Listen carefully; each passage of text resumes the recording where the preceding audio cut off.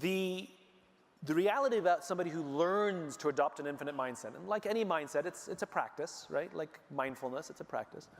Somebody who learns to adopt an infinite mindset, infinite-minded folks, they view, let me do it the other way around first. Finite-minded folks, finite-minded leaders are afraid or threatened by uncertainty. They don't like surprises, and they like to exert a lot of control over a situation, which is why we tend to see them operate in very short time frames, quarters and years, because we have a lot of control over how numbers will work out over a quarter of a year, right? 5 years, 10 years, much more difficult, right? And so in order to exert control and avoid surprises, we try and maintain all control over the plan, right? Infinite-minded view opportunity in surprises. They love uncertainty. They think uncertainty opens up the door to them, where finite-minded leaders think uncertainty is a horrible thing, a thing to avoid. The thing that, where finite-minded leaders find the feeling of safety in the rules, infinite-minded leaders find safety in relationships. So when you can tell when your organization is too finite-minded when you have too much bureaucracy, because bureaucrats like to enforce the rules the way they're written, right? Because that's where they find safety. As long as I follow the rules, my job is safe. I followed the rules, right? As opposed to spending the time to build trust. So number one, the question is, if you have a very clear sense of just cause, it actually becomes obvious. Right? It's not actually a big decision. In fact, we call it existential because to the person who makes the flex, it's a death sentence that they don't change. But to the outside world, they think you're crazy. Why would you trade the certainty of this business for the uncertainty of that business? You've got a good thing going.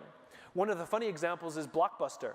Blockbuster used to be the 800-pound gorilla. They were the only significant national player for video and DVD rentals back in the day. And this little company showed up called Netflix, right? And they had a different business model. It was subscription. And you remember that they would send us the DVDs, right? And streaming technology wasn't good enough yet, but we could see it was coming eventually. And the CEO of Blockbuster went to the board because he could see where the technology was going, right? And he said to Blockbuster, you know, we should probably look at the subscription model. And the board would not allow him to embrace subscription models because the company made 12% of its revenues from late fees. Blockbuster does not exist anymore, and Netflix has completely reinvented television, right? The point is, they had no cause, so they couldn't see anything. They could only see a few feet in front of them. So if you can only see a few feet in front of you, and those are the discussions you're having at the table, about what we're giving up and why would we give up the certainty of this, the odds are you're looking down and you're not looking up.